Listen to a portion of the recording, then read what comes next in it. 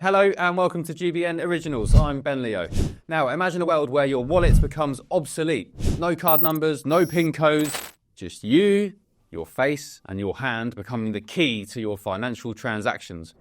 It sounds like something out of a sci-fi blockbuster, doesn't it? But this isn't fiction. It's the future Mastercard envisions for all of us by 2030.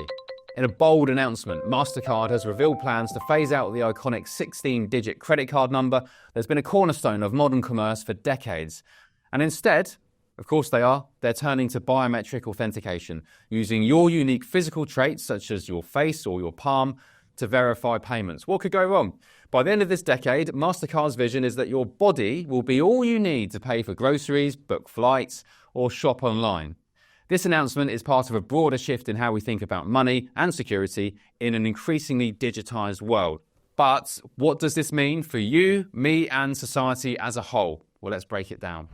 For decades, credit cards have been at the heart of global commerce. They've made life easier for billions of people all around the world. But as technology has advanced, so too have the threats to our financial security. Last year alone, 2024, global card fraud reached staggering levels, with billions lost to cybercrime. Data breaches exposed sensitive card details from some of the world's biggest corporations, such as Marriott, Ticketmaster, and even major retailers weren't spared.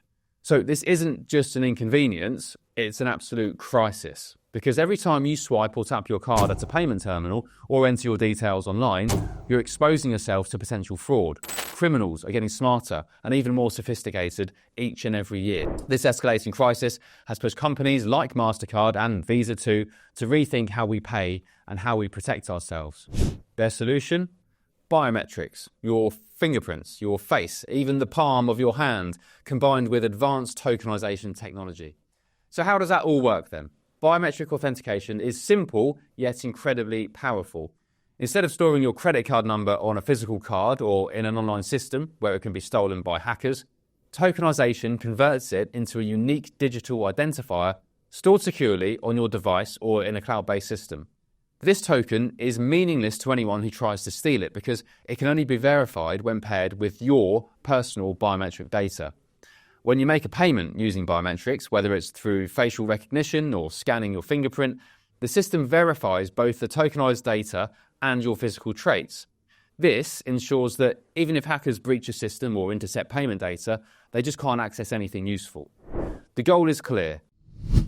Us blokes hate talking about a little thinning up top, and many of us settle with that balding look, but that wasn't for me, and that's why I went to Elite Hair, the world's leading hair loss clinic, and now I've had over 4,000 new hairs added to this barnet, and very soon I'm going to be rocking some brand new flowing locks, and you can too. So how does it work? Step 1, I sent the team a set of photos of my head. Step 2, I then spoke to one of the Elite Hair staff who looked through my photo submissions and worked out a treatment plan for me. Step 3, Elite Hair then organised accommodation and the treatment. I was at their state-of-the-art treatment centre in Istanbul, and their incredibly kind staff took me through the process, and before I knew it, I was in surgery. Elite Hair and their leading medical experts have specialised in pain-free treatments using the sleep deep method, and they really mean that. I felt incredibly relaxed the whole time, and I haven't felt any pain since. Check out Elite Hair using the link in the description. When you do, Elite Hair will provide you with a free personalised hair analysis. Then you'll join over 100,000 happy patients. Hit that link and start your hair growth journey like I did today. Eliminate vulnerabilities in traditional payment systems while making transactions faster and more convenient for consumers. Mastercard isn't alone in this revolution. We've already mentioned Visa. They're making strides with biometric payment technology. In fact, Visa has already certified biometric payment cards equipped with fingerprint sensors and advanced security elements like Infineon's SLC38 chip. And to me and you, that's a cutting-edge piece of tech designed specifically to secure transactions. These innovations are being tested and rolled out all around the world. In Australia, Mastercard has partnered with AMP Bank back in 2022 to launch its very first numberless cards. And these cards didn't display any visible account numbers or expiration dates, which is, according to them, a significant step forward to eliminating physical identifiers altogether. Meanwhile, Visa-certified solutions like IDEX Pay and Secora Pay Bio are paving the way for adoption across Asia, Pacific markets and beyond. So the race really is on between these two giants, Mastercard and Visa, to define the future of how we spend our money. But there's more at stake here than just convenience at checkout counters. The rise of biometric payments is part of a much larger trend, the convergence of digital identity systems with financial transactions. Think about it for a second. Biometric authentication ties your unique physical identity directly to your financial activity. And it doesn't stop there. All around the world, governments and corporations are developing systems that link biometric data with everything from healthcare records to legal identification apps. Proponents of this, well, they argue that this kind of integration will enhance security and make you safe and make it all seamless for everyone involved. Imagine being able to access government services or medical care simply by scanning your face or your palm. Sounds ideal on paper. But critics warn that this could lead us down a very slippery slope indeed towards centralised control over personal data. Once biometric systems are fully implemented on a global scale, just who will control them? And what will happen if or when they're abused? Biometrics promise unparalleled security against fraud, but they also come with significant risks too. Unlike passwords or PINs, which can be reset if compromised, you can't just change your face or fingerprints if they're stolen, even if you might like to at times. Experts have raised concerns about what happens when biometric data falls into the wrong hands. Cybersecurity analysts point out that once stolen, biometric data is essentially gone forever. Poof! It can't be replaced like a lost credit card number. Privacy advocates also have sounded alarms about centralised databases storing vast amounts of biometric information. These databases, these hubs, can become prime targets for hackers, or, worse yet, tools for mass surveillance by governments or corporations or nefarious states. The risks are real, but so too apparently are the benefits, because surveys show that over 80% of consumers are willing to use fingerprints instead of PIN codes for high-value transactions because they see biometrics as faster and more secure than traditional methods.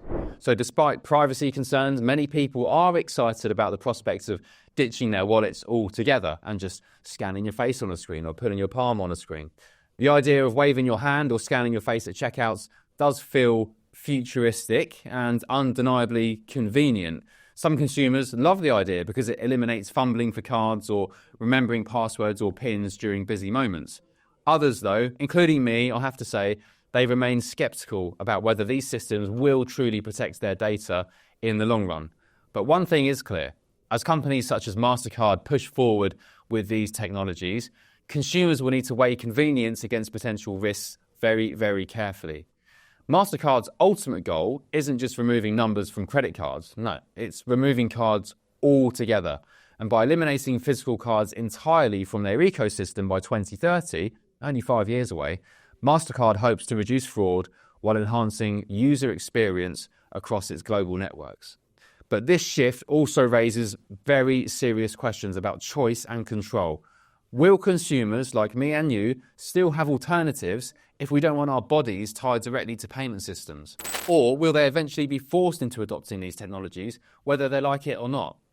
And as we approach 2030 and potentially say goodbye to physical credit cards altogether, the question isn't whether biometrics will dominate payments, it's how this transformation will reshape society as we know it. Will these technologies make transactions safer? Or actually, will they really just expose us all to new vulnerabilities? Will they empower individuals? Or will they centralise control in ways we can't yet foresee? One thing is certain, the future is coming and it's coming fast, and it's written, apparently, on our palms and faces. Thank you for watching. This has been Ben Leo. Don't forget to subscribe to GB News YouTube for much more.